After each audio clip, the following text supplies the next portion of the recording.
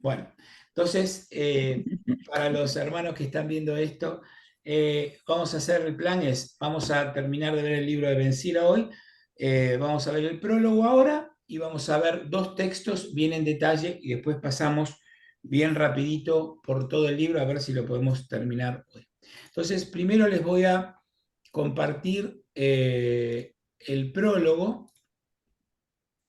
¿Se acuerdan de esto? Sí. Esto lo vimos la clase pasada.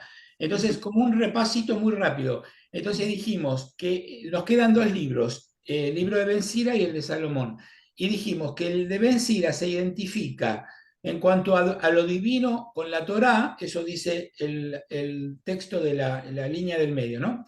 En cuanto a lo Ujú. divino de la Torá, ¿por qué? Porque habíamos dicho de que ya la sabiduría no estaba en la playa de Key Biscayne o en la playa de Miami Beach, sino que estaba en la Torá. El único sabio era Dios y Dios se había revelado en la Torá, solo en la Torá, o sea, en los primeros 5 libros de la Biblia. Y que entonces para el hombre poder ser sabio, ¿qué tiene que hacer? Entonces dice, en cuanto a la acción humana, el hombre ¿qué tiene que hacer? El temor de Dios. ¿Qué es el temor de Dios? Obedecer los mandamientos, obedecer a la Torah. Eso dice el libro, ¿no?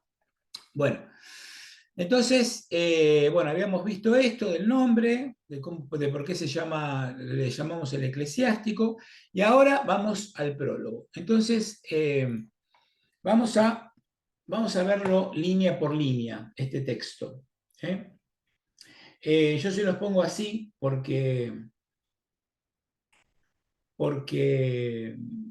así todos tenemos el mismo texto. Ustedes van a encontrar, como decimos siempre, algunas divergencias, pero no importa, porque me parece a mí la traducción más cercana al texto griego. Acuérdense que este libro está escrito en griego, no en hebreo. Originalmente estaba escrito en hebreo, pero acuérdense que perdimos esa versión, la perdimos y tenemos solo la traducción que se hizo de la Septuaginta que se hizo de este libro al griego. Bueno, empieza diciendo, muchos y grandes bienes se nos han comunicado por medio de la ley, los profetas y los otros que los siguen. Bueno, ya acá tenemos lo que se llama el canon tripartito, ¿no? El canon hebreo. La ley, que es la Torá, de hecho Torá quiere decir eso, los profetas, que son todos los profetas, y los escritos, ¿no? Los otros que siguen, que para nosotros son los escritos. Aunque está un poco indefinido eso siempre, ¿no? En el Evangelio de San Lucas, Jesús dice la ley, los profetas y los salmos, ¿no? Como si los salmos englobaran a los otros libros. Pero bueno, para este catequista, claramente dice los otros que los siguen, se está refiriendo a los escritos, ¿no? A lo que nosotros llamamos los libros históricos. Bueno, dice, por los que conviene alabar la instrucción y la sabiduría de Israel. Acá está la primera idea que ya habíamos visto, ¿no? Que la instrucción y la sabiduría de Israel está en la ley, los profetas y los otros escritos, ¿no? O sea, todas las tradiciones históricas y profetas. El único sabio es Dios. Y la sabiduría de Dios está en la Sagrada Escritura, muy especialmente en la Torah. Bueno, sigue. Y como no está bien que solo los aprendan sus lectores, o sea, se está refiriendo a los doctores de la ley, a los profetas, ¿no? Se está refiriendo a los expertos que se encargan de leer, que leían en esa época las Sagradas Escrituras, ¿no? Sino que deben los amigos del saber ser capaces de ayudar a los de afuera de palabra y por escrito. Mi abuelo Jesús, o sea, acuérdense que es esto, ¿no? Este es el nieto de Jesús Ben Sira que traduce las enseñanzas de su abuelo Jesús. Después de dedicarse largo tiempo a la lectura de la ley, de los profetas y de los otros libros de nuestros padres y de familiarizarse con ellos, o sea, por lo tanto, lo que tenemos en este libro es la interpretación que hizo el abuelo, ¿no? De este muchacho que es el nieto y que es el traductor. Él va y traduce al griego las enseñanzas de su abuelo Jesús. Quiso también él escribir algo que tratara de la instrucción y de la sabiduría para que los amigos del saber, abriéndose a ellos, progresen mucho más en un modo de vida según la ley. O sea, lo que el libro del Eclesiástico son, como ya dijimos antes, catequesis de un señor que se llama Jesús ben Sira. Es un sacerdote, este Jesús ben Sira es un sacerdote. Entonces, como hacen los sacerdotes hoy, y a veces nosotros los diáconos también, que cuando viene la misa decimos una homilía, supuestamente lo que decimos se supone que tiene que ser explicarle al pueblo el significado para nuestra vida de todos los días de las Sagradas Escrituras. Este Jesús ben Sira hace lo mismo. Él leyó la Biblia, leyó las Sagradas Escrituras y escribe lo que significa para sus discípulos. Por eso dice, quiso también él escribir algo que tratara de la instrucción y de la sabiduría. O sea, está haciendo una exégesis. Hace una exégesis de la Sagrada Escritura y la pone por escrito, ¿no? Bueno, sigue, dice, se os invita, por lo tanto, a que lo leáis con benevolencia y atención y que no excuséis los pasajes en que podemos dar la impresión de traducir mal algunas expresiones a pesar de nuestros esfuerzos de interpretación. O sea, a ver, para explicar un poquito, porque esto si no, no se entiende. La traducción en el mundo antiguo no funcionaba como funciona ahora. Cuando a mí me traen un texto en inglés, lo tengo que pasar al español, tengo que tratar de decir con la máxima precisión posible, poner en palabras españolas lo que dice el texto inglés. Antiguamente no funcionaba así. En el Pentateuco, más o menos traduce el texto hebreo, pero en los otros libros no traduce, los interpreta. Por lo tanto, digamos, el eclesiástico es la interpretación que hace Jesús ben Sira de las Escrituras, ¿entienden? Entonces, para darles una idea, en el texto hebreo del eclesiástico que se encontraron en distintos lugares, que ya vamos a hablar de eso, se habla muy mal de los médicos, de los médicos, de los médicos entre comillas. Ustedes saben que la medicina tardó muchos siglos en ser lo que nosotros decimos hoy un médico, ¿no? Pero bueno, de hecho al punto tal dice en un párrafo, el pecador caerá en las manos del médico, ¿no? Pero cuando se hace la traducción griega, eso cambia completamente. En el mundo griego, los médicos estaban muy bien vistos, no mal, muy bien vistos. Entonces, cuando él hace la traducción al griego, lo cambia eso.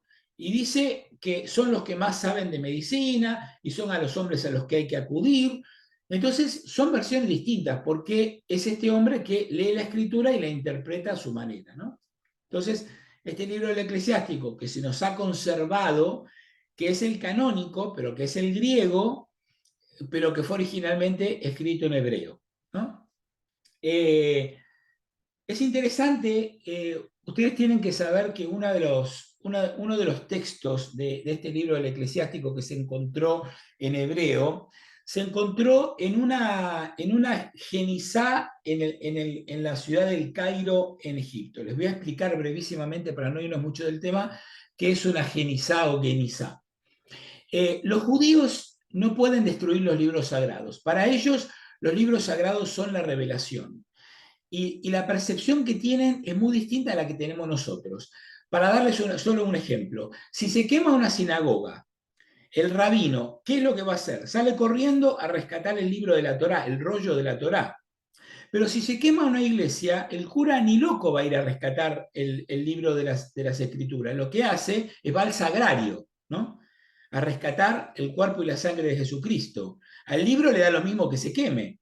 Entonces, nuestras concepciones del libro no es la misma que la que tienen los judíos. Para ellos el texto sagrado es sagrado. El texto es la revelación. Para nosotros la Biblia no está revelada, el libro no es sagrado, la Biblia está inspirada y contiene la revelación, que es muy distinto. Entonces, los judíos no pueden destruir los libros sagrados porque son sagrados. Lo que pasa es que un libro se usa, hasta que llega un momento que el libro no sirve más, porque se aja, porque se cuartea, porque ya no se puede leer.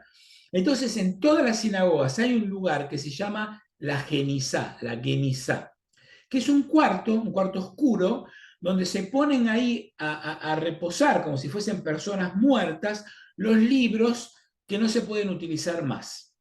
Entonces, ¿qué pasó?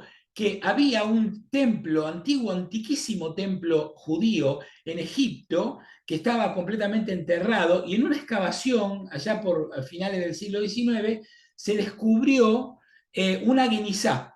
Entonces, claro, ¿qué encontraron? Rollos, todos destartalados, pero estaban los rollos, ¿entienden? O sea, los rollos quizás era difícil leerlos, estaban muy deteriorados y por eso estaban en la guinizá, pero para nosotros fue un descubrimiento fabuloso, porque les estoy hablando de rollos de la primera época, quizás tan antiguas como la Iglesia Católica. Entonces, eso fue un descubrimiento fabuloso. Y en esa guinizá se encontró, entre otras cosas, parte, porque como les explicaba antes, los textos estaban muy deteriorados, parte del libro del eclesiástico en hebreo. ¿eh? Y en otro lugar donde se encontró también otro pedacito del libro es en Masada. Los que estuvieron en Tierra Santa saben lo que es Masada. Masada fue una fortaleza que hizo el famoso rey Herodes, que después cuando vino el amigo Tito, y destruyó Jerusalén allá por el año 70 después de Cristo, ahí se refugiaron los últimos residentes judíos y bueno, etcétera, etcétera. Ustedes ya conocen el cuento. Bueno, ahí se descubrieron, en Masada, se descubrieron otros fragmentos del eclesiástico en hebreo. Entonces, entre los párrafos que hemos rescatado de la Guinizá del Cairo y los párrafos que se rescataron de Masada, tenemos un tercio de todo el libro del eclesiástico en hebreo. ¿eh? Y de todas las Biblias que están en castellano, solo la Biblia que yo les digo que yo uso, que es la de Cantera Iglesias, que ya se las recomendé, es la única Biblia que existe en español que pone en nota al pie de la página los fragmentos hebreos y me marca las diferencias entre el texto griego que fue traducido y el texto original hebreo. ¿Entienden? Entonces, bueno, seguimos. Porque, fíjese lo que dice, porque no tienen la misma fuerza las cosas dichas originalmente en hebreo cuando son traducidas a otra lengua. O sea, lo tiene clarísimo, ¿no? Lo tiene clarísimo. No es lo mismo, claramente, no es lo mismo. Y no solo eso, sino que la misma ley, las profecías y los restantes libros son muy distintos en el original. Claro, ¿por qué? ¿Por qué lo encuentra distinto? Justamente por lo que yo les hablaba de cómo se hacían las traducciones, porque las traducciones no era poner exactamente, se interpretaba lo que decía el texto hebreo y se ponía en griego, ¿no? Este hombre se había dado cuenta de eso. Entonces dice, así que el año 38 del rey Euergetes, de este rey vamos a hablar más adelante, es un rey seleucida que vivió que fue rey de la zona en el año 132 a.C. Esto es muy importante, ya vamos a ver por qué. Me presenté en Egipto y durante mi estancia allí me topé con un ejemplar de una pequeña instrucción. Está hablando de lo que había escrito el abuelo, ¿no? Me pareció muy necesario dedicar yo mismo algún cuidado y esfuerzo para traducir este libro. En aquella época dediqué muchas vigilias y muchos conocimientos a concluir el libro y editarlo para uso de aquellos que en el extranjero, o sea, léase en Egipto, ¿no? O sea, los judíos que no están en Tierra Santa. Acuérdense de lo que hablamos la vez pasada, ¿no? Que qué era lo que había pasado. Y acuérdense lo que dijimos, que este libro surge como una resistencia a la helenización de la cultura judía, ¿no? Entonces, bueno, de aquellos que en el extranjero quieren instruirse y están dispuestos por sus costumbres a vivir según la ley. Bueno, vamos a ver ahora muy rapidito por qué es importante este hombre. Miren, ¿cuántos años tendría el abuelo, o cuántos años más tendría el abuelo más que el nieto? ¿No? No sabemos, pero vamos a suponer 50, ¿no? Más o menos, que era una cosa normal en esa época. Por lo tanto, si el nieto lo traduce en el año 132, el abuelo lo escribió alrededor del 182. ¿Está bien? Entonces, esta es la fecha que se le da al libro. Dijimos la vez pasada que el libro se escribe entre el 185 y el 190, o sea, y esto es correcto, porque en el libro del eclesiástico no hay nada de literatura apocalíptica. y la apocalíptica empieza, habíamos hablado, con lo de Antíoco Epifanes, ¿se acuerdan? Que es en el año 170. Por lo tanto, está correcto, todo cuadra, digamos, ¿no? Lo que nos dice este señor cuadra con la realidad histórica. Este Jesús ben Sira era un sacerdote del templo de Jerusalén y por lo tanto era saduceo, acuérdense que este es uno de los personajes que nos nombra Jesús, que ya habíamos hablado, que los saduceos en la época de Jesús eran el único grupo que había quedado de la época de Jesús que no creía en la vida eterna. Y la teología del libro del Eclesiástico dijimos que era una teología pre-saducea. Los saduceos que se desarrollan para hacer los saduceos que después conocemos en el Nuevo Testamento, estos saduceos se dedicaban a la política y por lo tanto no escribieron absolutamente nada, a diferencia de lo que pasa con otros grupos, ¿no? Otro grupo de judíos sí escribieron. Entonces, lo único saduceo o de tendencia saducea que tenemos es este texto. Entonces, mientras que los otros grupos, llámese los esenios, los fariseos, y obviamente nosotros los cristianos, escribimos y mucho, pero los saduceos no escribieron nada, ¿no? Entonces el nieto lo traduce para los judíos que viven en Alejandría, que ya no saben nada de hebreo, que no pueden leer las escrituras en hebreo, ¿no? Entonces, esta es la tesis, fíjense, la tesis es lo que dice al final, fíjense la última línea, dice, están dispuestos por sus costumbres a vivir según la ley. Es decir, dijimos que este libro es un libro que se escribe para la resistencia a la helenización.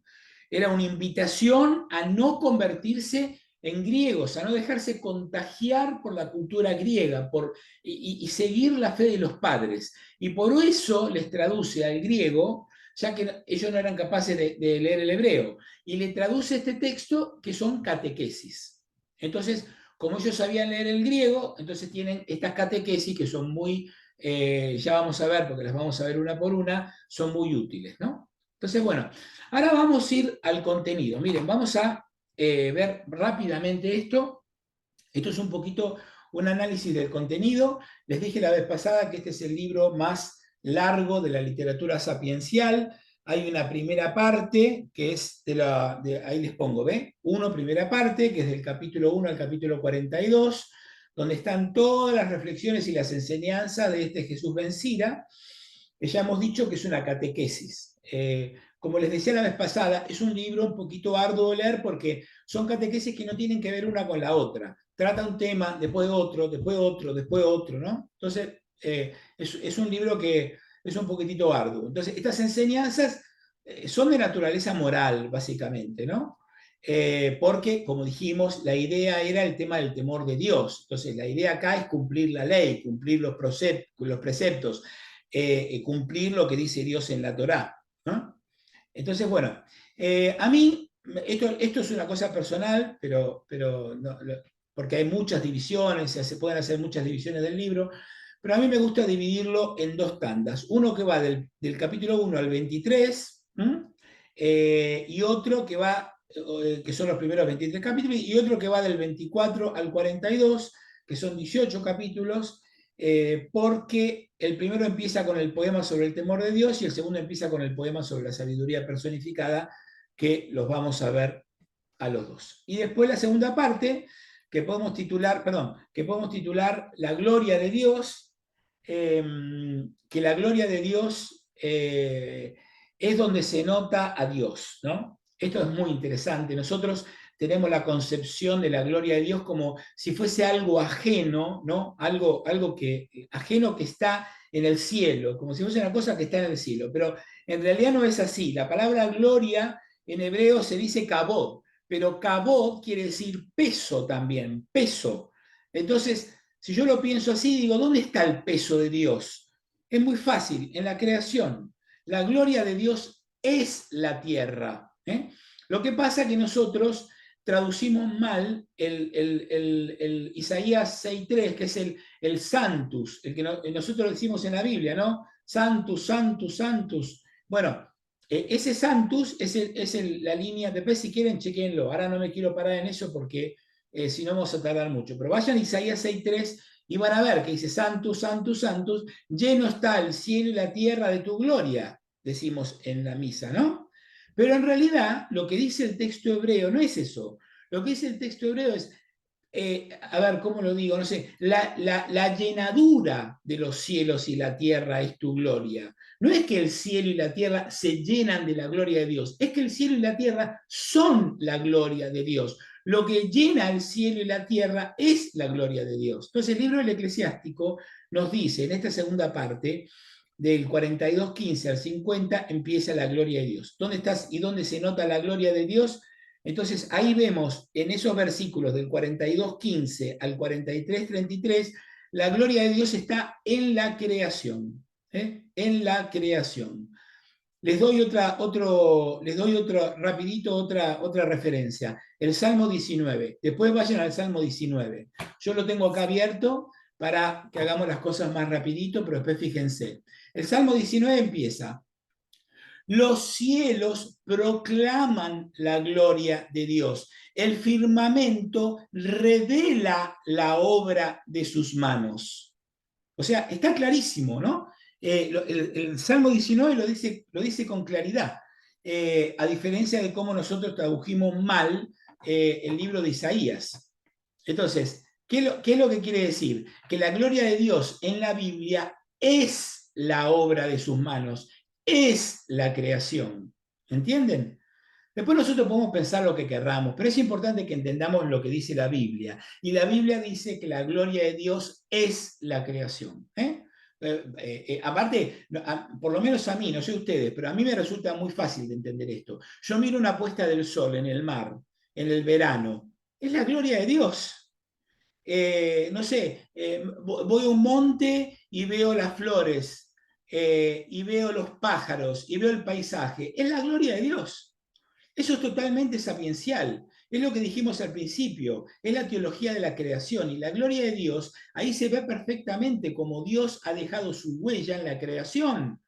Acuérdense lo que dice Dios en el comienzo del Génesis, cuando Él hace la creación. Y vio Dios que era bueno, y vio Dios que era bueno. O sea, la creación es la gloria de Dios. Y cuando yo me pongo a meditar y me pongo a observar la creación, la puedo observar desde una forma de adoración, de alguna forma, porque lo que me muestra la creación, la belleza de la creación, es la gloria de Dios, porque la creación es la gloria de Dios. A partir del capítulo 44, que esto sí lo vamos a ver en detalle, del 44:1 hasta el 50:24, la gloria de Dios está en la historia. Es decir, no solo está en la creación, que es estática, pero la historia es evolución. Entonces la gloria de Dios para Jesús vencida es la historia de Israel. La historia de Israel. Y esto en sus Biblias por ahí, ustedes van a ver que en sus Biblias por ahí tiene un pequeño título que dice El elogio de los antepasados, en el capítulo 44. Y efectivamente, no es que se elogie a los antepasados por elogiarlos, sino porque la historia de Israel es la gloria de Dios, es la obra que Dios ha hecho en la historia y va repasando la historia de Israel, y llega hasta Onías, que era el sumo sacerdote. Y fíjense cómo coincide todo también con las fechas que dijimos, porque el último sacerdote al que alaba, que ya vamos a hablar de él, que es un personaje importante, es el sacerdote Simón, que lo vemos en el capítulo 50. Y sabemos históricamente que Simón muere en el 195, y si le está haciendo un elogio es porque Simón se había muerto. Por lo tanto, nos cuadra todas las fechas. Por lo tanto, volvemos al tema de que el libro se escribe alrededor del año 185, porque está elogiando un sumo sacerdote que murió en el 195 y por lo tanto todo coincide. Así que después tenemos los apéndices, que es un proverbio numérico, el colofón y la firma, un himno y un poema sapiencial al final. Muy bien. Antes de ver el pensamiento teológico, vamos a, bueno, ya lo vimos la vez pasada, pero ¿se acuerdan cómo termina en 50, 27, 29? ¿Se acuerdan cómo termina, no? Eso que dice proverbio numérico y colofón y firma, que dice, se los leo acá del libro, enseñanza prudente, consejos oportunos de Simón, hijo de Jesús, hijo de Eleazar, hijo de Sirá, como brotaban de su meditación y los pronunciaba con sabiduría. Dichoso el que los medite y el que los estudie.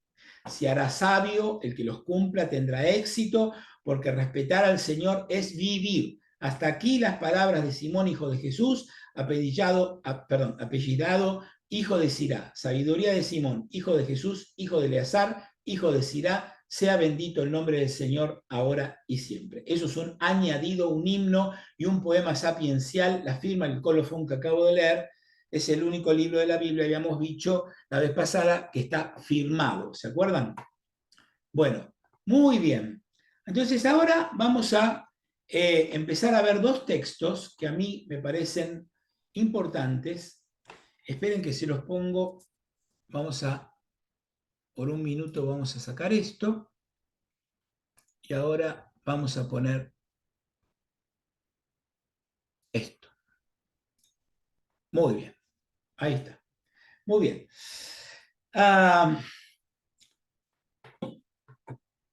Vamos derechito al texto. Dice, vamos a leer el texto. Dice, la sabiduría se alaba a sí misma. O sea, ya empezamos, ¿no? La sabiduría se presenta haciendo su propia alabanza, ¿no? La sabiduría se alaba a sí misma. En medio de su pueblo se jacta. Entonces, de vuelta, habíamos dicho en el libro de Proverbios que la sabiduría estaba en el cruce de los caminos, en las alturas, en las calles. O sea, la sabiduría se presentaba universal y todo el mundo tenía acceso porque todo el mundo va por las calles. Pero esta sabiduría dijimos que no hace lo mismo, sino que habla en medio de su pueblo. Fíjense cómo dice, en medio de su pueblo se jacta. Es decir, esta sabiduría tiene un pueblo, no es para cualquiera. ¿Eh? ¿Se acuérdense lo que habíamos dicho también? Que la sabiduría era internacional. ¿Se acuerdan?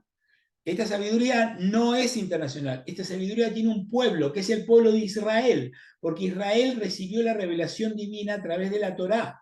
¿Eh? Por eso le llamamos a esto, en el cuadro, ¿se acuerdan el cuadro que vimos el primer día de todos? A esta etapa, ustedes vuelvan a ese cuadrito después, van a ver que yo lo llamé la nacionalización de la sabiduría de Israel. ¿Por qué? Porque ahora la sabiduría que antes en Proverbios, en Job, en Cogelet era internacional, ahora ya no es más internacional. Ahora tiene un pueblo, es una sabiduría israelita. ¿Ok? Dice, abre su boca en la asamblea del Altísimo, ¿no? O sea, no solo es israelita, sino que abre su boca en la asamblea del Altísimo, o sea, en el templo de Jerusalén. ¿Dónde está la asamblea del Altísimo? En el templo de Jerusalén. Como vamos a ver más adelante, en el fondo esta sabiduría está casi cercana a identificarse con el culto que se da en el templo. ¿Eh? Bueno, sigue y dice, y se jacta ante la fuerza de él. O sea, hace una introducción, ¿no? Primero hace una introducción y ahora viene un poema que tiene 22 versos. Ya hablamos de ese tema. ¿Se acuerdan que eran 22? 22 son las letras del alefato hebreo. 22 son las 22 letras que Dios usó de formas diferentes y repetidas para expresar la ley y los profetas. Entonces son sagradas, por eso esos 22 versos, lo que quiere decir es que ahí está toda la sabiduría, ¿no? Entonces empieza, yo salí de la boca del Altísimo. ¿Qué sale de la boca? Las palabras, ¿no? Entonces, yo salí de la boca del Altísimo, la sabiduría sale de la boca de Dios, y por lo tanto la sabiduría se presenta como la palabra de Dios, la revelación. Yo les dije cuando estudiamos los versos hebreos que el tema de los hemistiquios, ¿se acuerdan de eso? Que cada verso eran 2 hemistiquios que dicen una sola cosa de maneras distintas. Y ahí lo tienen, ¿no? Entonces dice, yo salí de la boca del Altísimo y como niebla he cubierto la tierra. O sea, el texto griego dice niebla, pero el texto hebreo dice nube. Entonces, el texto hebreo lamentablemente, como dijimos, no lo tenemos, pero decía nube. Y para los judíos, la nube es la presencia de Dios. Acuérdense lo del Éxodo, ¿se acuerdan que los judíos iban caminando y había una nube, una adelante y otra atrás, que iba con el pueblo? Esa era la presencia de Dios que guiaba al pueblo de Israel por el desierto. Era una nube de fuego durante la noche y una nube negra que los protegía del sol durante el día. Eso lo encontramos en el libro del Éxodo, ¿no? para el que tenga interés, eso está en el capítulo 13 del libro del Éxodo. Pero bueno, no importa. Entonces la nube es la presencia de Dios. Eso también se entiende en el día de la expiación, en el Yom Kippur, ¿no? En el templo, que es la casa de Dios, donde Dios vive, los cristianos, nosotros porque acuérdense que nosotros no tenemos templos, nosotros tenemos iglesias. Y las iglesias es donde nos reunimos, porque eclesia quiere decir comunidad. Entonces, porque el Señor se hace presente en el medio de su pueblo. Dios no vive en el templo para nosotros, Dios vive en nosotros, vive en la comunidad y vive en cada uno de nosotros. Pero para nosotros Dios está más en las personas que en el templo. Pero para ellos no. Para ellos Dios estaba en el templo. Entonces, de hecho, el sumo sacerdote, acuérdense que les conté varias veces que solo podía entrar en el Sacrosanctum Sanctorum un solo día del año, que era el día de la expiación. Entonces, ¿qué pasa? Que también les conté que el Sacrosanctum Sanctorum, en esta época que se escribe este libro, ya estaba vacío, porque ya había pasado hacía muchos siglos Nabucodonosor, que había arrasado con todo y se había llevado el Arca de la Alianza, que era lo que originalmente estaba en el Sacrosanctum Sanctorum, ¿no? Pero bueno, entonces, el sumo sacerdote entraba con el incienso y el incienso producía una nube, por eso los sacerdotes y todos los judíos que estaban afuera mirando veían la nube con la que entraba el sacerdote al Sacrosanctum Sanctorum el día de Yom Kippur, y esa nube era la presencia de Dios. En hebreo se dice la Shekinah, la Shekinah. Este es un concepto muy importante. Y fíjense qué cosa maravillosa, ¿no? Porque en hebreo se dice Shekinah, y esa misma palabra en griego se dice skeno, Shekinah y skeno. Fíjense que skeno usa la S, la K y la N, y Shekinah usa la S, la K y la N. Acuérdense que en hebreo no hay vocales. No hay vocales. Si yo veo la palabra en hebreo y veo la palabra en griego, parecieran la misma, a pesar de que no tienen nada que ver etimológicamente las dos palabras. Pero es una cosa increíble, ¿no? Como una diosidencia, porque las dos cosas quieren decir la presencia de Dios. Entonces, ustedes deben haber escuchado en alguna homilía lo que nos dice el Evangelio de San Juan, que dice que el Hijo de Dios acuérdense lo que dice el Evangelio, ¿no? Que puso su tienda entre nosotros. Y por ahí ustedes habrán escuchado en alguna homilía que Dios, que pudo haber nacido en un palacio, en realidad nació en una tiendita humilde, en una cueva. Bueno, obviamente que esto puede ser verdad, pero no es lo que el evangelista Juan se está refiriendo. Lo que dice es que en Jesucristo tenemos la Shekinah, tenemos la presencia de la divinidad. Y eso es lo que dice la palabra, porque Él es la Shekinah, la presencia de Dios. La sabiduría, entonces, es la palabra de Dios y la nube de Dios. Es muy importante esto. Y la palabra y la nube están tomados como paralelos, porque las dos cosas expresan la divinidad. La palabra de Dios es Dios, que se hace palabra, y la nube, que es la Shekinah, que es la presencia de Dios, que se hace presencia. ¿Entienden lo que les digo?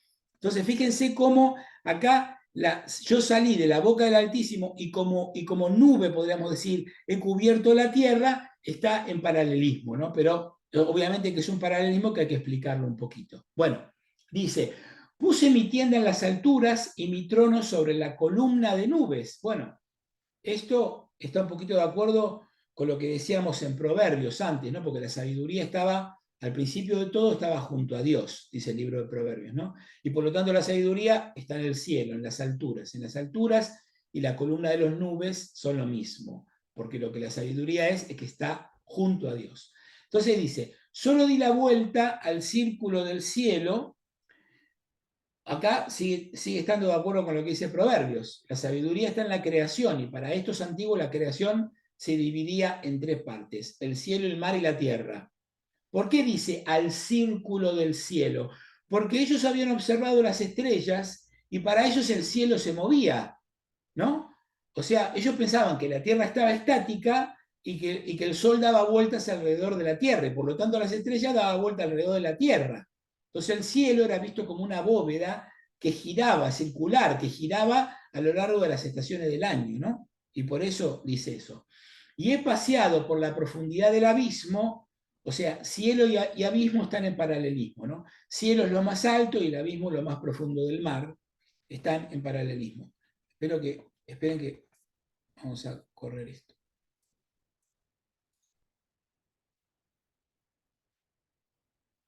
Bueno, sobre las olas del mar, sobre toda la tierra, sobre todo el pueblo y nación he gobernado, ¿no? Bueno, esto de vuelta, sigue de acuerdo con lo que decía antes en Proverbios.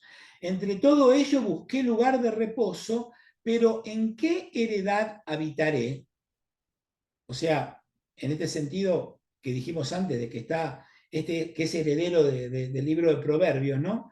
¿En qué sentido? Es en que en todos los sitios en ese momento había sabiduría. Claro que en todos los sitios hay sabios, pero ¿cuál es la casa de la sabiduría? ¿No? ¿Cuál es la casa? Entonces dice, entonces me ordenó el creador de todas las cosas, el que me fundó, o sea, ¿qué quiere decir? El que me fundó, el que me estableció, ¿no? Dios es el que ha creado la sabiduría. Hizo reposar mi tienda de vuelta, chicos, la tienda no como un lugar humilde, sino como un lugar de habitación, la metáfora de la tienda, que no se opone al palacio, ¿no? Porque a veces hacemos esa mala interpretación, como les decía antes, con respecto al tema de Jesús, ¿no? La tienda es el lugar donde se habita, mi casa, mi morada, mi habitación, ¿no? Y me dijo, pon tu tienda en Jacob y sea tu heredad Israel. O sea, está clarísimo, ¿no? La sabiduría que estaba en el cielo junto a Dios y que ha sido derramada en la creación, donde de verdad podemos encontrar ahora, es en Israel, ¿no? Antes del tiempo, desde el principio me creó y no cesaré jamás. De nuevo, volvemos a la tesis de la sabiduría tradicional, que es creación de Dios, que evidentemente la sabiduría existe. En la santa morada delante de él ofrecí culto y así me consolidé en Sión. Por lo tanto, ¿qué quiere decir esto? La sabiduría es la que ofrece el culto en el templo de Jerusalén, ¿no? No hay que olvidar que dijimos que este Jesús ben Sira era un sacerdote presaduceo del templo de Jerusalén, por lo tanto, de vez en cuando le tocaba ir a ofrecer los sacrificios del templo, al templo como cualquier sacerdote, ¿no? Entonces dice, me hizo descansar en la ciudad querida y en Jerusalén está mi señorío. O sea, ¿dónde estoy? ¿Dónde está la sabiduría? En Jerusalén, en el templo de Jerusalén, en el pueblo de Israel. Volvemos a repetir lo mismo, ¿no? Entonces dice, eché raíces en un pueblo ilustre, mi heredad está en la porción del Señor. Crecí como cedro en el Líbano, como ciprés en los montes de Hermón. Crecí como cedro en el Líbano, como ciprés en los montes de Hermón. Crecí como palmera en Engadí, como rosal en Jericó, como olivo hermoso en la llanura, como plátano he crecido. Evidentemente nos está hablando de los límites de Israel, ¿no? Estos son los límites de Israel. Jericó, Hermón, el Líbano, ¿no? Nos está señalando los límites de la Palestina. Perfumé como canela y aliaga aromática, como mirra escogida, como gálbano, ónice y estacte, como humo de incienso en el tabernáculo. Esto es el culto, ¿no? Es el culto que se hace en el templo de Jerusalén, que se ofrecían frutas, perfumes, animales, se está hablando de eso, ¿no? Entonces dice, extendí mis ramas como el terebinto, mis ramas son ramas de gloria y gracia, como vid retoñé con gracia, mis flores dan frutos de gloria y de riqueza. Igual que en Proverbios, la sabiduría produce frutos, bienestar, riqueza, y siempre al final a que los alumnos, que son los necios, que son los que necesitan adquirir la sabiduría, ¿no? Entonces dice, acercaos a mí los que me decíais, ahí está llamando a los necios, ¿no? Y os saciéis de mis frutos, pues mi recuerdo es más dulce que la miel y más que el panal de miel mi heredad, los que me comen siguen con hambre, los que me beben siguen con sed. Bueno, evidentemente, disculpen, acá les voy a hacer un pequeño comentario. Esto es lo contrario de lo que le dice Jesús a la samaritana, ¿se acuerdan? ¿Se acuerdan el encuentro de Jesús con la samaritana? Y le dice, el que bebe del agua que yo le daré, nunca más tendrá sed. Bueno, aquí estamos en la sabiduría, y el que está estudiando, una cosa cada vez quiere saber más y quiere saber más y nunca se da por satisfecho. El evangelista lo que nos quiere decir es que Jesús lo tiene todo y que ya el que bebe de Jesús no puede volver a tener sed, porque el agua que sale del costado de Cristo sacia nuestra sed para siempre, ¿no? Eso es lo que quiere decir. Bueno, quien me obedece no se avergonzará, quienes trabajan conmigo no pecan. Entonces, la idea fundamental, ¿cuál es? La sabiduría reasume lo que dice el libro de Proverbios, pero se centra en Israel, en el pueblo de Dios. Y ahora tenemos estas dos estrofas que vienen ahora. Tenemos estas dos estrofas que son un comentario del autor. O sea, terminaron los 22 versículos y ahora viene un comentario del autor. Y dice, todo esto es el libro de la alianza del Dios Altísimo. O sea, ¿dónde está la sabiduría? En el Pentateuco, el libro de la alianza. Por si alguien lo había entendido, sigue diciendo, la ley que nos ordenó Moisés como herencia para las comunidades de Jacob. Clarísimo, ¿no? O sea, añadió como herencia para las comunidades de Jacob. La sabiduría en este libro es la ley. Lo voy a decir varias veces porque lo repite constantemente. Y ahora la vida la da el agua, la sabiduría es mayor que los ríos que tenemos en el Génesis. Fíjense lo que dice. El que llena de sabiduría como el pisón y como el tigris en los días de nuevos frutos, el que hace rebosar de inteligencia como el Éufrates y como el Jordán en los días de la siega. Claro, ¿por qué dice eso? Porque si voy al capítulo 2 del libro del Génesis, ¿qué nos dice? Miren, se los leo yo rapidito, que lo tengo acá abierto.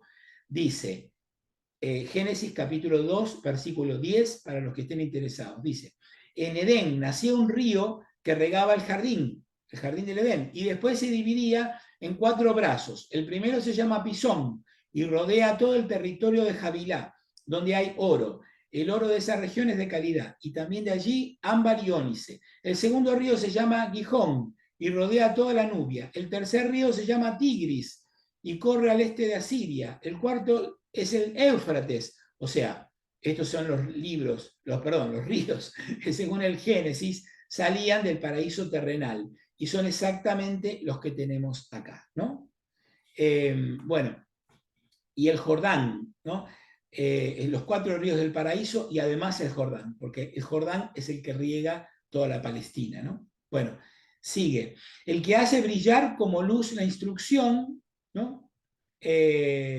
Bueno, ahí el texto griego dice como la luz, pero podemos sospechar que el texto griego decía como el Nilo, porque la luz y el Nilo se escriben igual en hebreo. La palabra luz y la palabra Nilo se escriben igual. Así que presuponemos que por ahí cuando se tradujo, ahí pusieron la luz, pero se quiso poner el Nilo. Como el Gijón en los días de la vendimia, el primero no llegó a conocerla y el último no terminó de investigarla.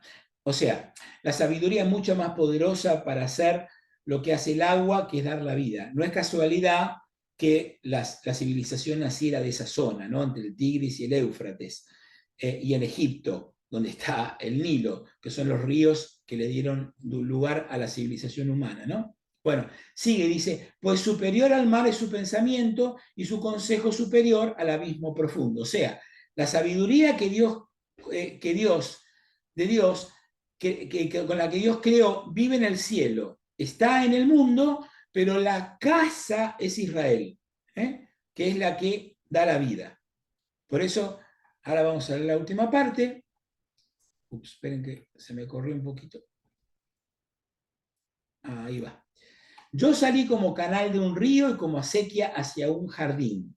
¿Y quién es este yo? ¿De quién habla? Dice, yo salí. Acuérdense que acá terminaron los versos y está este Jesús Bencira haciendo la explicación. Entonces dice, yo salí como canal de un río. ¿Quién es yo? Jesús Bencira. Él, el que nos está explicando las escrituras. Nos dijo que la sabiduría es como los 4 grandes ríos del Edén, ¿no? Y el Jordán, y a lo mejor también hasta el Nilo. Pero él, el que escribe, dice, salí como canal de un río. Del río de la sabiduría sale él como un canal, ¿no? Como una acequia hacia el jardín. ¿Y cuál es el jardín? Los alumnos.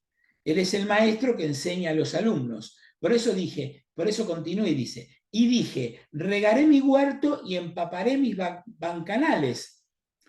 Es la imagen de una clase, ¿no? Ustedes imagínense, el maestro se sentaba en una silla, los alumnos se sentaban en una esterilla, en el suelo o en un banquete, y ¿saben lo que es un bancal? Un bancal es cuando se cultiva en una pendiente, el terreno se divide en sectores que se llaman bancales. Entonces, él mira a sus alumnos, que está cada uno en su esterilla, y piensa que los está regando con el agua, que es la sabiduría, ¿no? Una cosa muy poética, muy bonita. Y dice, y mira el canal se me ha convertido en río y en río el mar. Claro, ¿qué pasó? Lo largo que se ha hecho el libro, que tiene 51 capítulos. Entonces dice, el canal que era yo, que regaba a mis alumnos, lo he ido escribiendo y escribiendo y he llegado a 51 capítulos. O sea, mi pequeño canal, mi acequia, que iba a regar a mis alumnos para enseñarles 4 cosas, así empecé cuando era joven, ahora que han pasado muchos años se ha convertido en un rollo tremendo, ¿no? Por eso dice, es muy bonito esto, dice que el río, perdón, que el canalillo, el canal se convierte en río y el río en mar, ¿no? Por todo lo que ha tenido que escribir de todo lo que enseñó en tantos años. Y termina, haré brillar la instrucción como la aurora y la haré aparecer hasta lo lejos.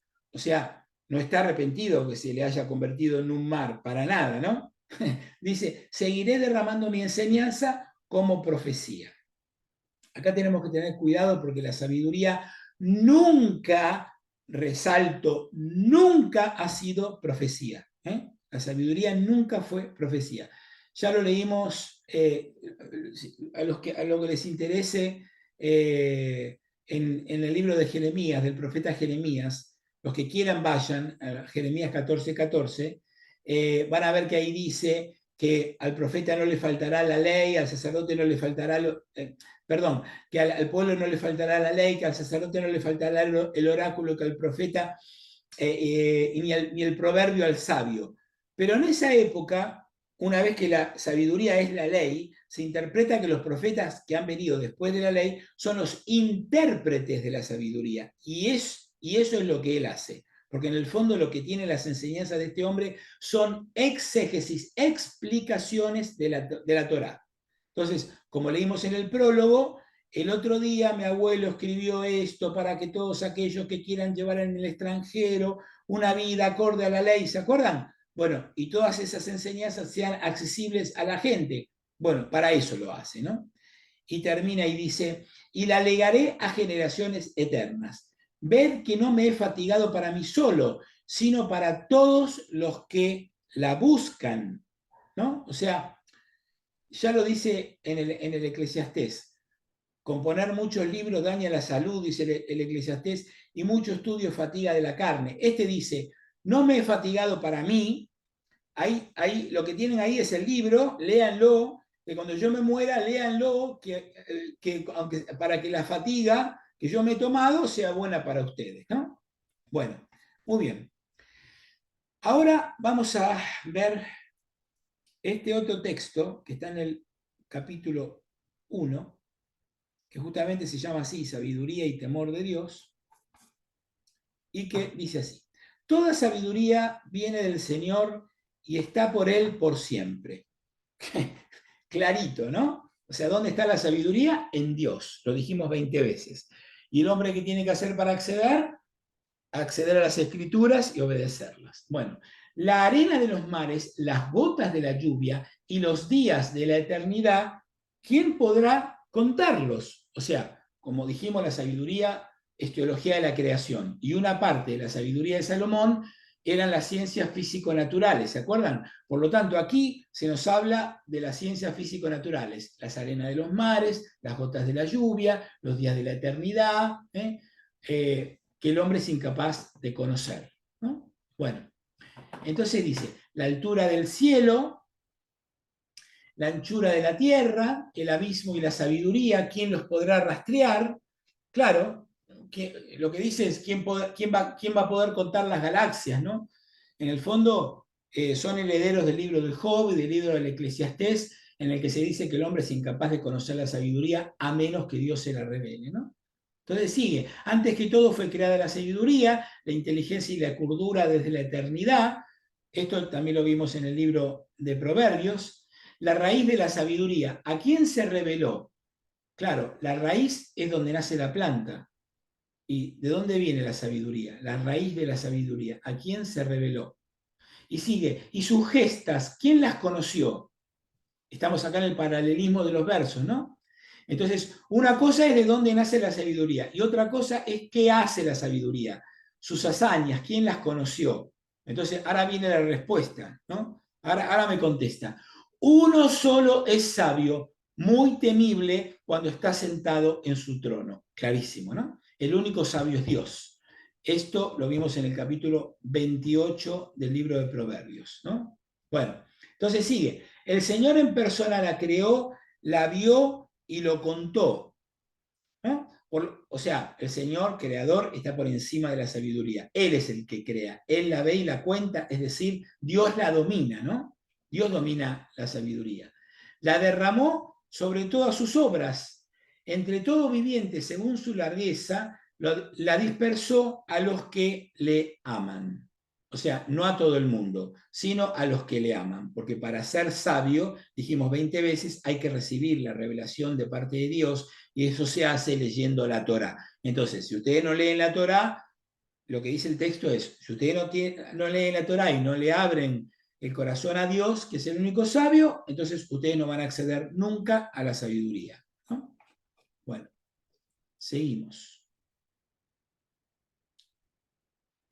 El temor de Dios es gloria y honor, trae gozo y alegría y longevidad. Eso es bien tradicional, ¿no? Eso lo encontramos en los profetas y en el Pentateuco. Al que teme al Señor le irá bien al final. Esto es pura teología deuteronomista, ¿no? Que ya la vimos. El día de su muerte lo bendecirán. Bueno, ¿se acuerdan que, bueno, en el libro de Ben Sira todavía no se descubrió la vida eterna, lo dije varias veces, ¿no? Eso va a ocurrir cuando venga la apocalíptica, por lo tanto, lo vamos a ver en el libro de la sabiduría de Salomón, que como dijimos, es el último de esta serie de libros sapienciales, y es el único que recoge, influenciado por la literatura apocalíptica, el único que recoge que los judíos en esa época ya empezaron a creer en la vida terrena, en la vida eterna.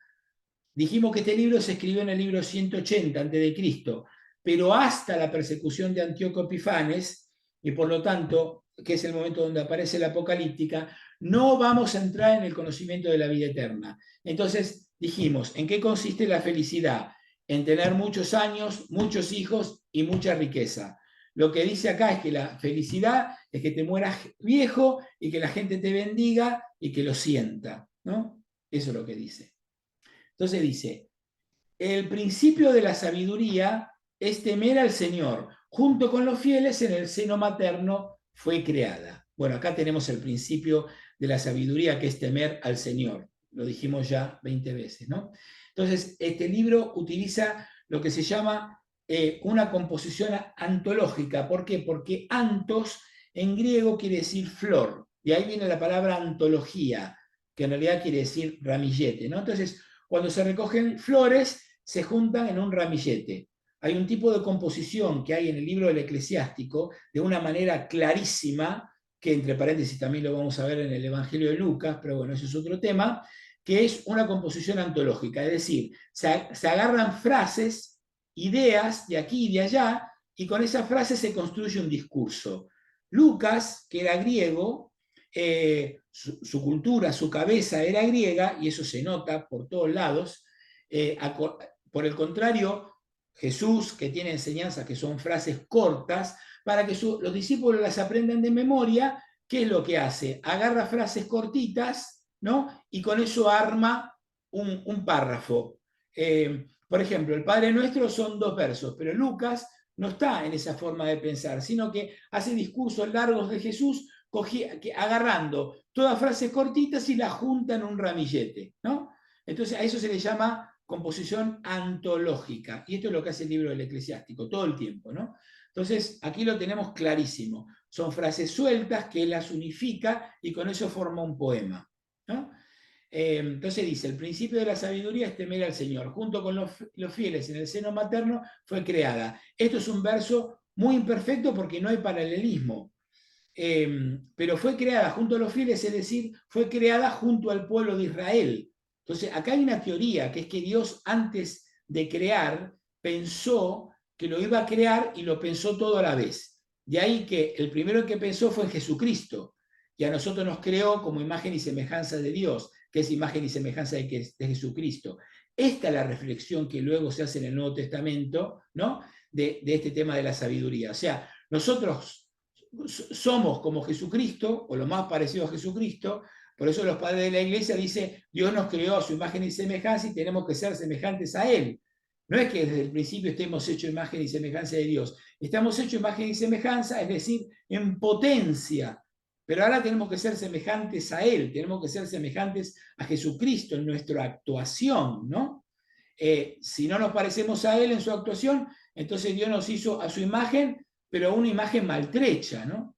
Llegamos por eso a ser como Él. Y ahí está la idea. Dios piensa la creación y antes de que el hombre exista, por eso dice en el seno materno, ¿no? Bueno, dice, continúa, dice, entre los hombres hizo su nido, cimiento eterno. El cimiento es aquello sobre lo que uno se puede apoyar, ¿no? Bueno, y permanecerá fiel con su descendencia.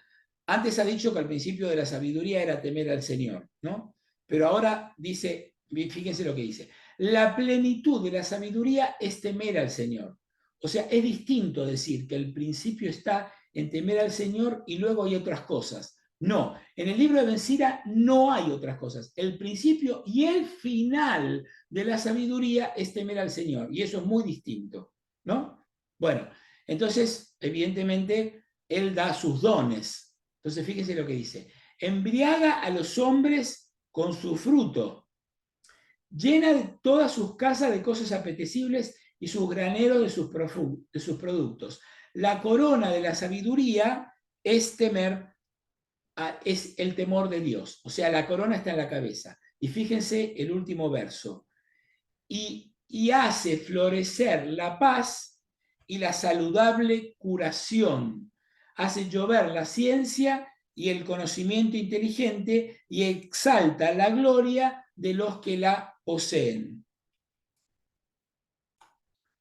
De los que la poseen. La raíz de la sabiduría es temer al Señor y sus ramos una larga vida, ¿no? Fíjense qué bonito esto. Por lo tanto, el temor de Dios es el principio, la plenitud, la corona y la raíz de la sabiduría, es decir, toda la sabiduría, ¿no? El temor de Dios es toda la sabiduría.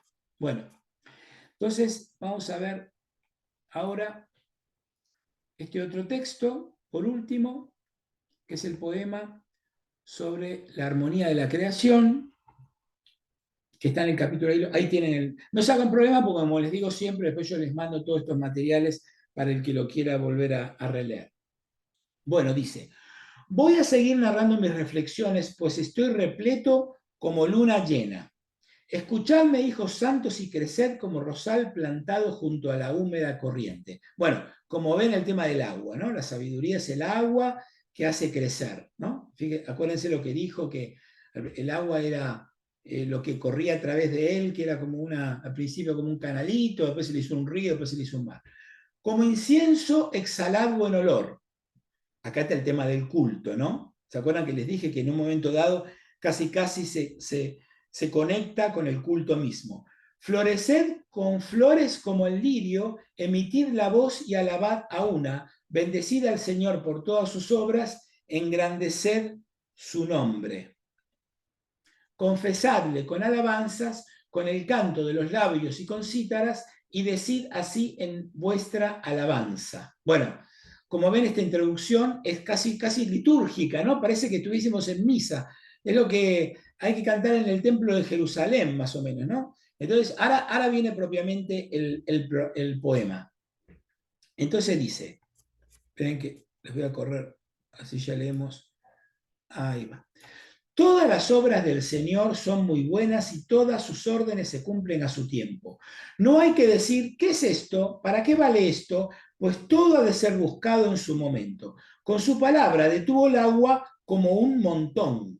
O sea, ¿de qué está hablando? Del Éxodo, del Mar Rojo. Dios detiene el agua. ¿Por qué? Parece que el Mar Rojo nos va a impedir la salvación. No, el Mar Rojo no nos va a impedir la salvación. Viene Dios y hace que el mar sea un montón y podamos pasar a pie enjuto, como dice la Escritura, ¿no? Sigue. Y a una palabra de su boca hubo cisternas de agua. Eso, para los que les interesa, lo tienen en Números 20, cuando los israelitas le dicen a Moisés que los ha traído a morir de sed en el desierto y él golpea la roca y todo eso, ¿no? Bueno, está haciendo referencia a eso. Entonces dice, con sus órdenes hace cuanto le place y no hay quien disminuya su salvación. Las obras de toda carne están ante él y no hay quien se oculte de sus ojos. De un extremo al otro del tiempo se extiende su mirada y no hay y nada hay maravilloso ante él. Eso, ¿a qué se está refiriendo? A que la sabiduría está presente en la creación, ¿no? No hay que decir qué es esto, para qué es esto, pues todo ha sido creado para sus funciones. Su bendición cubre como un río, inunda la tierra seca como un diluvio, pero las naciones heredarán su cólera como cambió las aguas dulces en saladas. O sea, es decir, el surgimiento del mar muerto, cuando cayó el azufre, Sodoma y Gomorra, y cambia el agua dulce en las aguas saladas del mar muerto, a eso se está refiriendo, ¿no?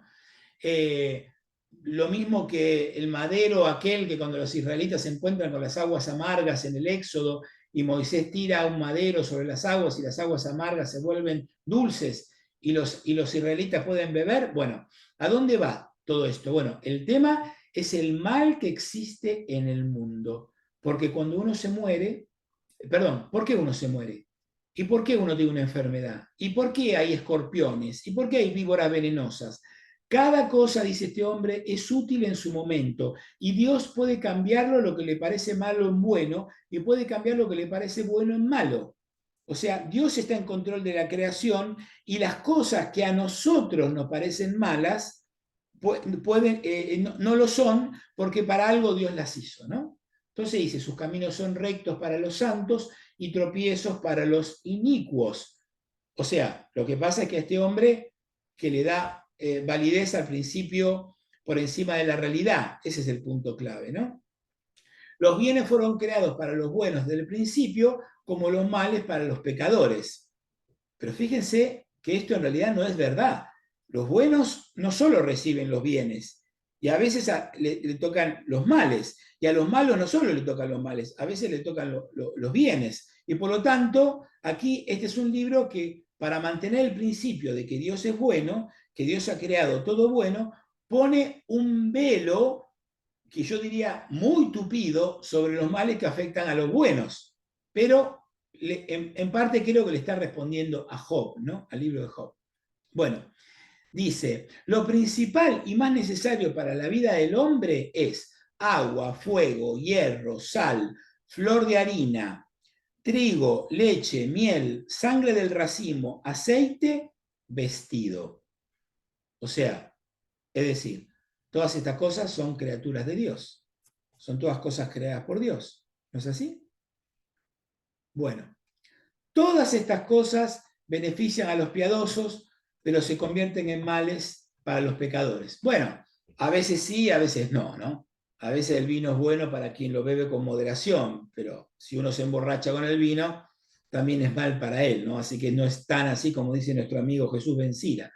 Bueno, entonces sigue, dice, hay vientos que fueron creados para castigo y que en su furia intensifican los azotes. O sea, nosotros que vivimos acá en Florida, clarísimo, ¿no? Viene el huracán, son los vientos de la furia. En el momento de la consumación desencadenan su violencia y aplacan la cólera del que los creó, que obviamente es Dios, que a veces se enfada con los hombres y viene el huracán como un castigo. Bien, acá ven cómo el autor es un poquito, ¿no? Bueno, un poquito. Bueno, sigue, dice, fuego y granizo, hambre y muerte, todo ello fue creado para castigo. Claro, pero nos morimos todos, lo bueno y lo malo, no solo se mueren los malos, y el granizo le cae a lo bueno y a lo malo. Ese es el problema que tiene este muchacho Bencira, ¿no? Pone los principios por encima de la realidad. Los buenos tienen que recibir cosas buenas, los malos cosas malas. Bueno, pero estamos en un problema, es que el problema es que Dios no es bueno, el mundo no está ordenado, entonces ¿qué hacemos? Por eso Bencina mantiene el principio en este poema y dice, sigue diciendo, los dientes de las fieras, los escorpiones y las víboras y la espada vengadora para destrucción de los impíos.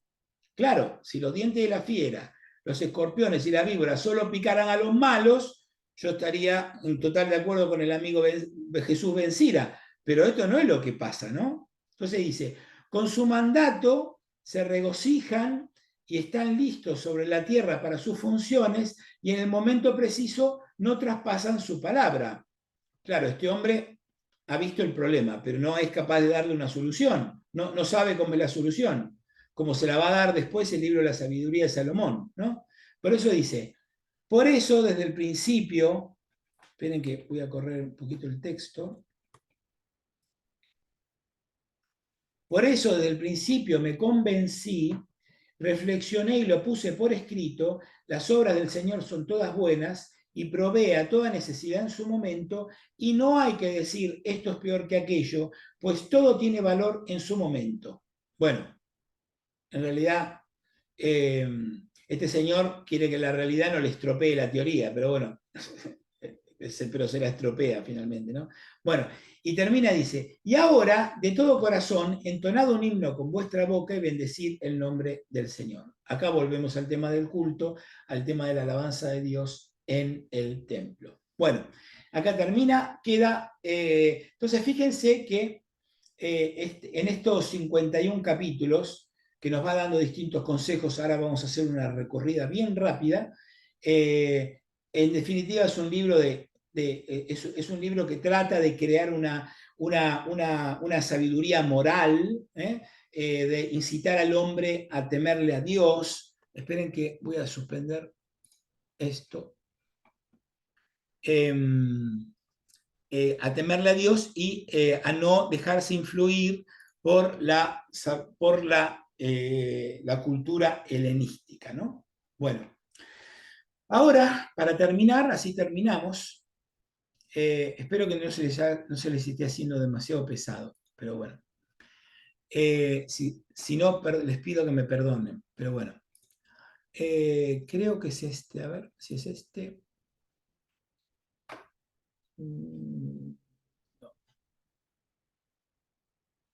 No.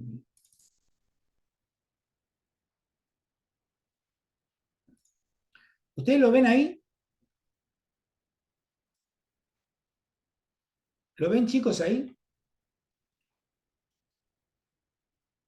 ¿Ven el texto?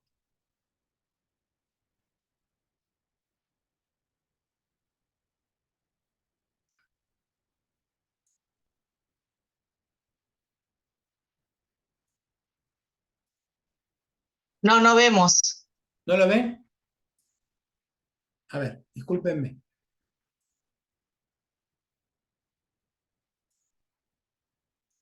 ¿Ahora? ¿Ahora lo Sí, ven? Bueno, muy bien. ahora sí. Bueno, entonces, vamos a hacer les voy a mostrar muy rápidamente de qué va el libro, así tenemos 15 minutos, a ver, porque a las 9 o'clock va a venir Patricia, que no solo me va a retar, sino que les quiere decir algo. Pero bueno, entonces fíjense, miren, sabiduría y temor de Dios. Bueno, esto lo hemos visto, sabiduría y paciencia, sinceridad, paciencia y confianza y obediencia en el Señor, bueno, esto ya lo vimos, honrar al padre y a la madre. Fíjense, escuchen, hijos míos, a su padre, háganlo y se salvarán, porque el Señor quiere que el padre sea respetado por los hijos, ¿no? Fíjense que son catequesis, ¿no? Después de decirle eso del padre y la madre, le dice, le habla de la humildad. Hijo mío, en todo lo que hagas actúa con humildad y te querrán más que al hombre generoso. Cuanto más importante seas, más humilde debes ser y alcanzarás el favor de Dios, ¿no? De la limosna, acuérdense, esto es muy importante, acuérdense que La limosna es una cosa inventada por los judíos, ni los griegos ni los romanos tenían ese concepto de que yo de mi dinero tenía que ayudar a alguien que estaba en necesidad. Eso no existía. Eh, bueno, acá Ben Sira les dice, muy especialmente, ¿no? El agua apaga el fuego ardiente y la limosna consigue el perdón de los pecados. Al que hace el bien lo recuerdan más tarde, cuando resbale encontrará apoyo, ¿no? Haciendo hincapié en que tienen que ser generosos, que tienen que ayudar. Bueno, bueno, acá habla de la sabiduría contra las falsas seguridades. Fíjense lo que dice, no confíes en tus riquezas ni digas, me basto a mí mismo. No confíes en tus fuerzas para seguir tus caprichos, ni sigas tus antojos y codicias, ni camines según tus pasiones. Fíjense, chicos, como todo esto se lo puedo decir yo a mi hijo hoy mismo, ¿no? Porque es una sabiduría completamente actual. Bueno, sobre el hablar, sobre los amigos, otra vez sobre la sabiduría, sobre los proverbios. En el capítulo 8 nos dice, cautela en la relación con los demás. Fíjense que dice, no pongas pleito a un poderoso, no vayas a parar en sus manos, no pelees con un hombre rico, pesará tu precio y estás perdido, ¿no? Porque el oro ha perturbado a los hombres influyentes y la riqueza ha extraviado a los nobles. Fíjense cómo eso sigue intacto, ¿no? Zapatero, Sí, una, Malula. una preguntita. Cuando dijiste la parte esa, honre padre y madre, que se salvará, pero ¿se salvará de qué? Se Porque es salvará de preso. los castigos de Dios. Pero ellos no creían no creían en la otra vida, no No, creían en los castigos que Dios le va a dar en esta vida. en esta vida. Ok. Claro. Acuérdate que ellos pensaban que todo lo malo que pasaba era porque Dios te castigaba. Aquí, ¿Eh? Bueno, aquí, ahora. exactamente. Todo aquí ahora, no había vida eterna. El trato con Por las eso. mujeres, fíjense, Exacto. fíjense, no seas celoso con tu propia mujer. Ustedes pueden aprovechar para leérselo a sus maridos si quieren. No seas celoso de tu propia mujer para que no aprenda a maltratarte. No tengas celos de la mujer que amas y no te pisoteará. Yo se lo leería hoy a la noche, ¿no? No sé ustedes qué opinan, pero bueno. Sobre los gobernantes, las apariencias y el juicio de Dios, cautela con lo desconocido, el enemigo, el trato con el rico. Fíjense qué temas tan distintos, ¿no? Son todos temas completamente diversos, totalmente diversos. El tacaño y el generoso, por lo que les decía antes, de que tan fuerte ese tema en Israel, el tema de que hay que ayudar al que lo necesita. El hombre mezquino no merece riquezas, el hombre tacaño no se merece el oro. El que se priva a sí mismo reúne para otros, de sus bienes disfrutará al extraño. El que es tacaño consigo, ¿con quién será generoso? Todo ese tema y tan importante, ¿no? Porque justamente la cultura helenística era contraria a eso, ¿no? Otra vez el tema de la sabiduría, los castigos de Dios. Esto para ti, Malula, mira, dice, no desees hijos hermosos pero inútiles, ni te alegres de hijos que sean malvados, aunque prosperen, no goces con ellos, si no respetan al Señor, no esperes que vivan mucho ni confíen que terminarán bien, porque no tendrán buena descendencia, o sea, Dios los va a castigar, ¿no? O sea, siempre la esterilidad, la falta de hijos, todo eso se consideraba como una falta. Y esos conceptos llegaron hasta la época de Jesús. Acuérdense cuando el ciego de nacimiento, que los discípulos le preguntan a Jesús, ¿y la culpa de esto quién la tiene? ¿Los antepasados, quién la tiene? Y Jesús dice, no, ni este ni los antepasados, ¿no? Bueno, seguimos. Dios retribuye, el arrepentimiento, el prevenir, ¿no? La sabiduría y el temor de Dios, una colección de dichos, el pecado y las consecuencias. Bueno, acá viene el capítulo 26, que es mi capítulo más favorito, porque fíjense qué gracioso lo que dice. Fíjense lo que dice. Miren, hay tres cosas que me gustan, que agradan a Dios y a los hombres. Concordia entre hermanos, amistad entre vecinos, mujer y marido que se llevan bien. Fíjense qué bonito eso, ¿no? Ellos. Eh, 3 cosas detesta mi alma y su conducta me resulta insoportable. Pobre soberbio, rico tacaño y viejo mujeriego e irreflexivo. Qué sabio fue él. Sí, por eso se lo digo. Yo les doy la nota para que ustedes hoy ahora lo sienten a su marido y le lean. Bueno, fíjense lo que dice el 26. La mujer buena. Dichoso el marido de una mujer buena. Se duplicarán los años de su vida. Mujer hacendosa es la alegría de su marido y lo hará feliz toda su vida. Mujer buena es un hermoso regalo que recibe el que respeta al Señor, sea rico o pobre, estará contento y siempre tendrá la cara alegre. Fíjense que lo que quiere decir es que si yo tengo una mujer buena, fue porque yo me porté bien, entonces Dios me está premiando. ¿Entienden? Porque acuérdense lo que les dije recién, que todo es un castigo, un premio de parte de Dios. La mujer hermosa alegra a su marido, mujer prudente lo robustece, la mujer discreta es un don del Señor, no se paga un ánimo instruido, mujer honesta duplica su encanto, etcétera, etcétera. Nos habla de la mujer hermosa, que es una mujer hermosa, que no habla de la hermosura física, ¿no? Sino de los valores. Bueno, riñas, las calumnias, etcétera, etcétera. Después, si quieren, véanlo, aunque sea, pásenlo así rapidito. Riqueza y honradez, vuelve a hablar de lo mismo. Habla muchas veces, repite muchas veces lo mismo, algunos temas. El testamento, miren, ni a hijo, ni a mujer, ni a amigo, ni a vecino des poder sobre tu vida mientras vivas. Mientras vivas y respires, no te sometas a nadie. No entregues lo tuyo a otro, no sea que te arrepientas y tengas que suplicarle. Mejor es que tus hijos te supliquen que estar tú dependiendo de ellos. Sé dueño de todos tus asuntos y que no caiga mancha en tu reputación, ¿no? Bueno, así, Sabio. fíjense, cosas tan diversas, tan diferentes, ¿no? Bueno, ahora vamos a ir rapidito al capítulo 44 que les decía, ¿eh? Porque en el capítulo 44 empieza lo que les contaba, que era el tema de los antepasados, ¿no? Acá está. Entonces, fíjense, el tema de los antepasados. Empieza acá en el capítulo 44. Yo fui,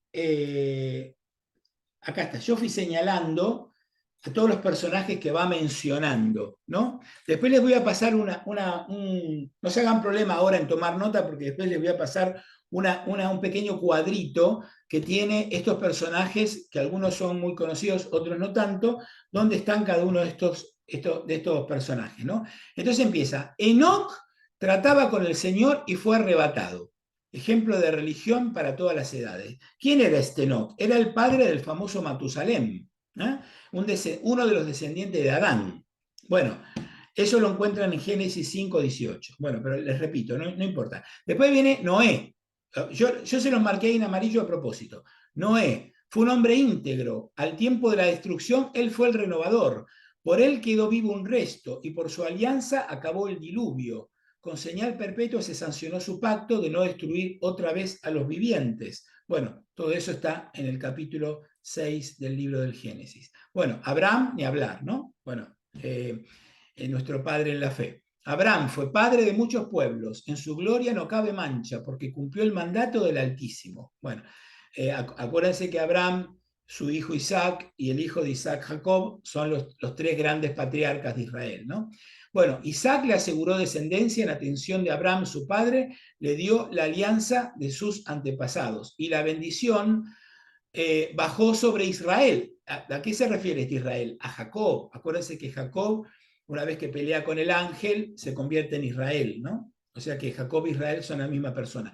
A quien confirmó la bendición y le dio la herencia. ¿Dónde está todo eso? Bueno, eso lo encontramos en el Génesis, del capítulo 21 en adelante. Después viene de Moisés. Bueno, ni hablar, ¿no? Fíjense, dice, amado de Dios y de los hombres, Moisés, bendita su memoria, le dio gloria como de un Dios. Lo hizo poderoso entre los grandes.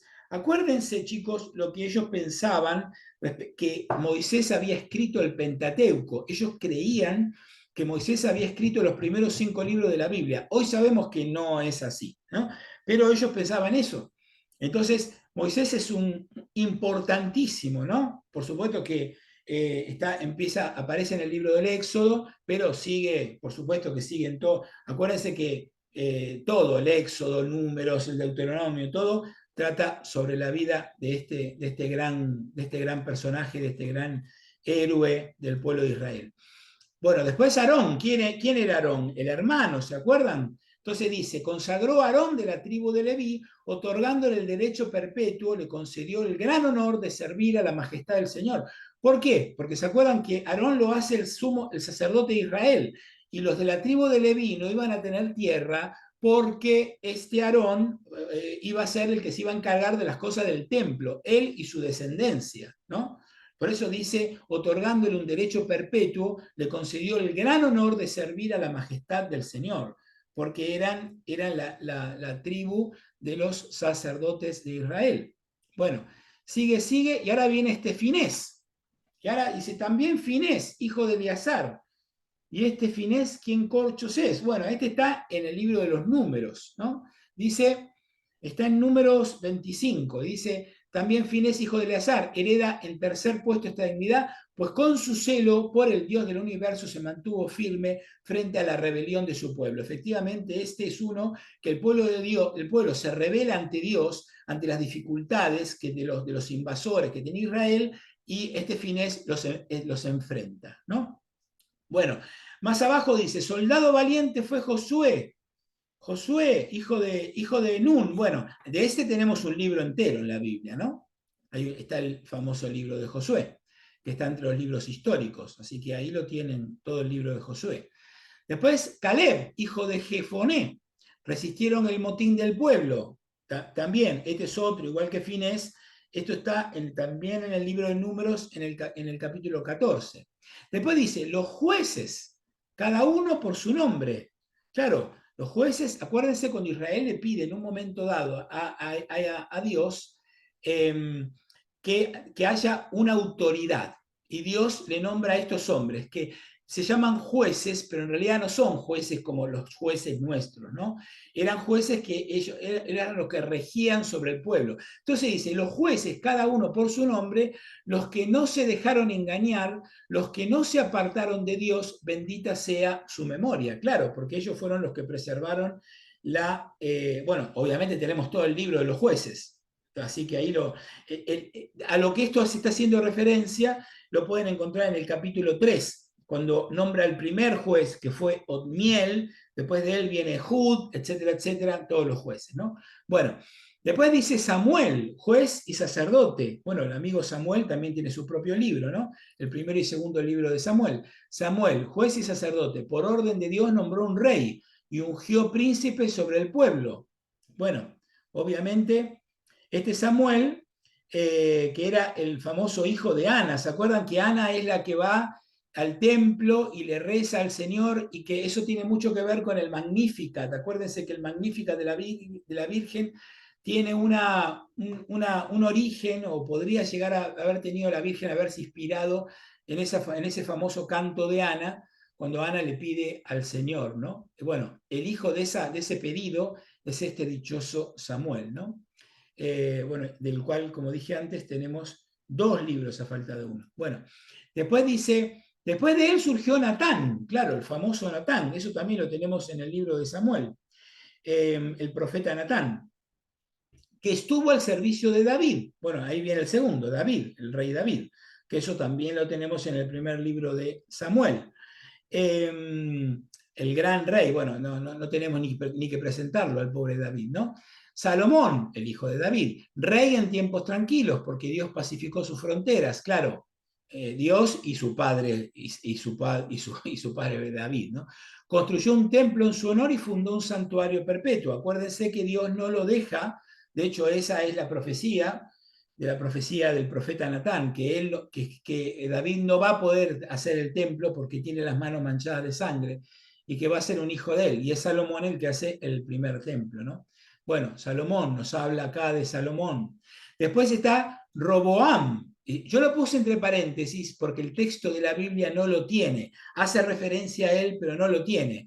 Porque dice, y dejó por sucesor a uno de sus hijos, rico en locura y falta de juicio. Yo pongo entre paréntesis, Roboam, que con su política hizo amotinarse al pueblo. ¿Por qué? Porque este Roboam, a pesar de que los ancianos le aconsejaban de que de que aflojara un poquito con las exigencias que le había puesto el rey Salomón al pueblo respecto al tema de los impuestos, etc., él enloquece y dice, no, le vamos a exigir más y al que no cumpla lo vamos a latigar con unos látigos que tienen en la punta un metal, bueno, unas cosas horribles. Y el pueblo se amotina.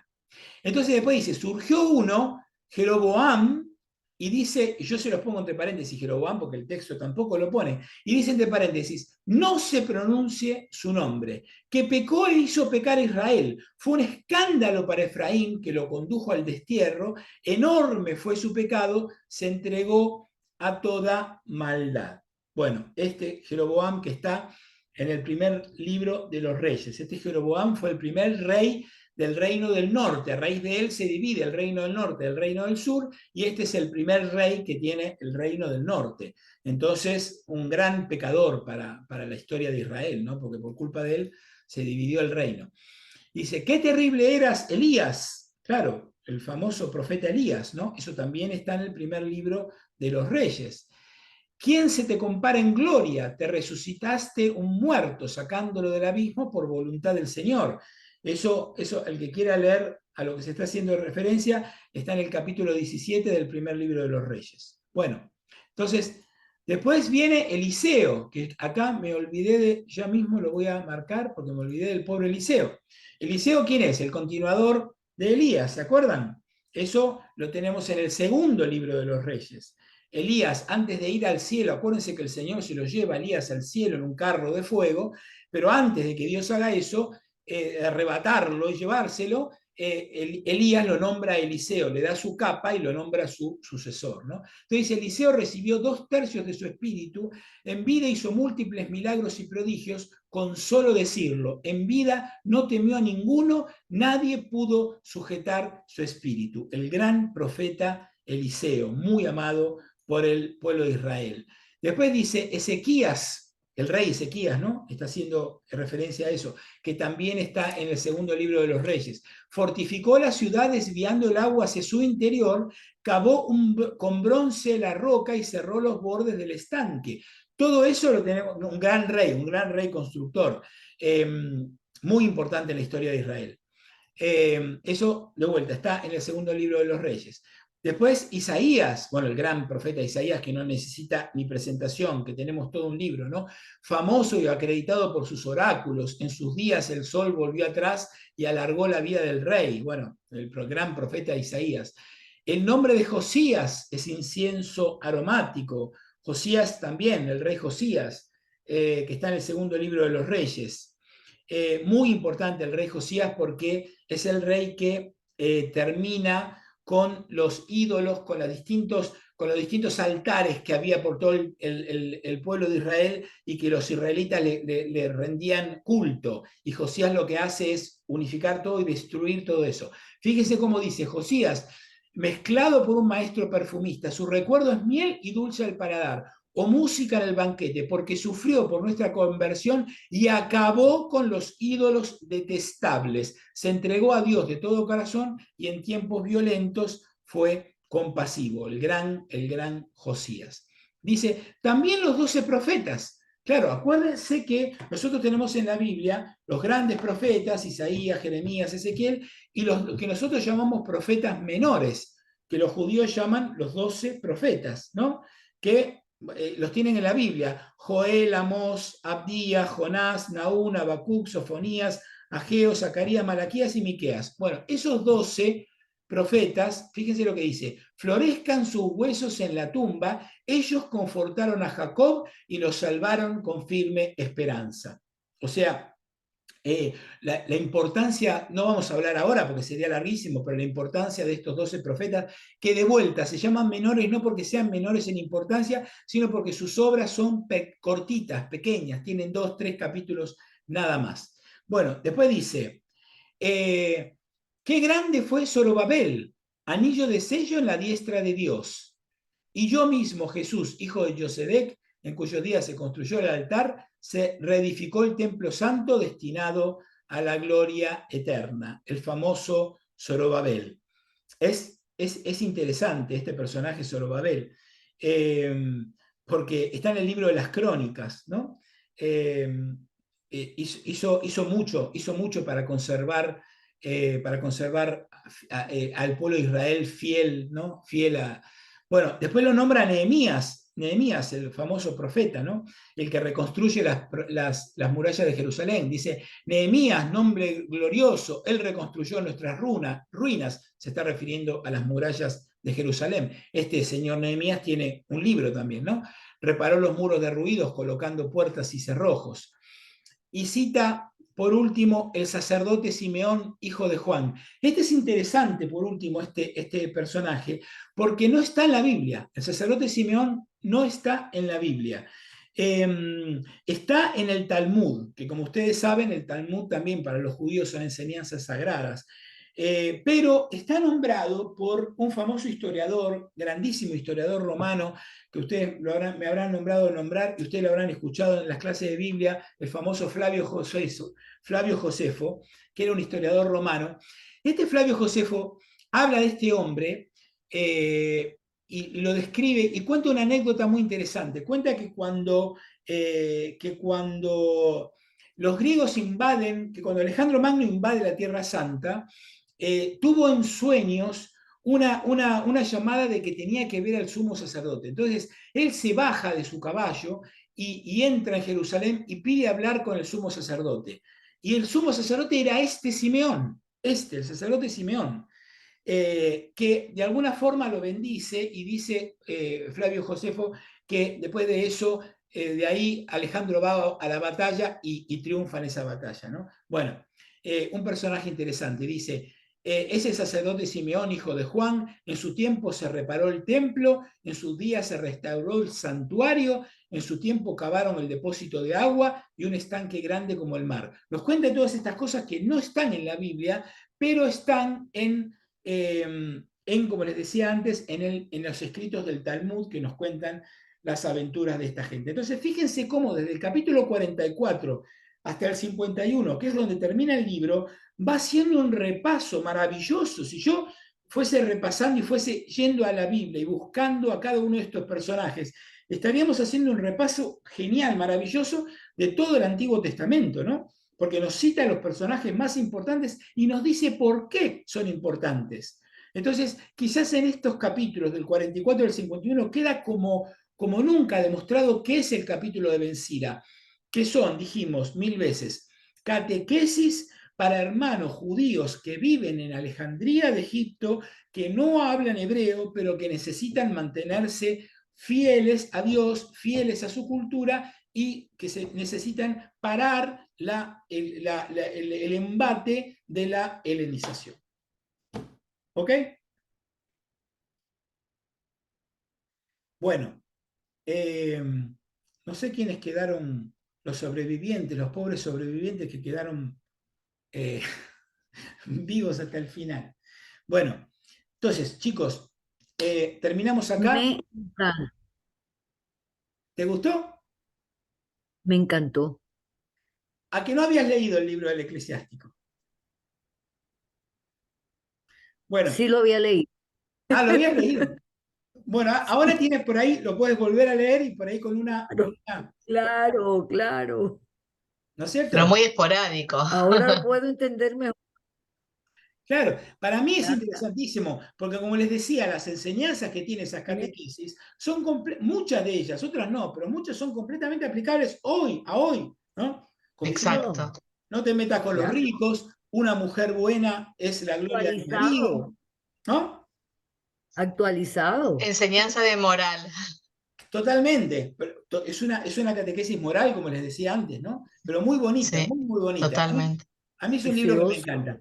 Bueno, chicas, entonces acá llegamos hasta acá llegamos con la sabiduría como era antes, donde no hay vida ultraterrena, no hay vida eterna, y el próximo jueves vamos a ver cómo esto cambia y viene la sabiduría de Salomón y todo empieza, no empieza, y todo va, como les decía antes, la sabiduría, les decía la clase pasada, es poliédrica, tiene muchas caras. Bueno, vamos a ver cómo tiene esta última cara maravillosa, maravillosa, donde Dios entra de lleno al libro, ¿no? Y lo cambia un poco todo. En realidad no es que lo cambia, sino que le da otra cara más a todas las caras que veníamos viendo. ¿Ok? Sí, ok. Nos vamos a Pues dedicar, vamos a dedicarle como 3 jueves, creo yo, 2 o 3 jueves al libro de la sabiduría y con eso terminamos el curso, porque es un libro que realmente vale la pena dedicarse, porque lo van a ver, de todos los libros es el más importante, es el que nos tenemos que parar más. ¿Ok? Así que déjenme bueno, que pues muchas gracias. paro la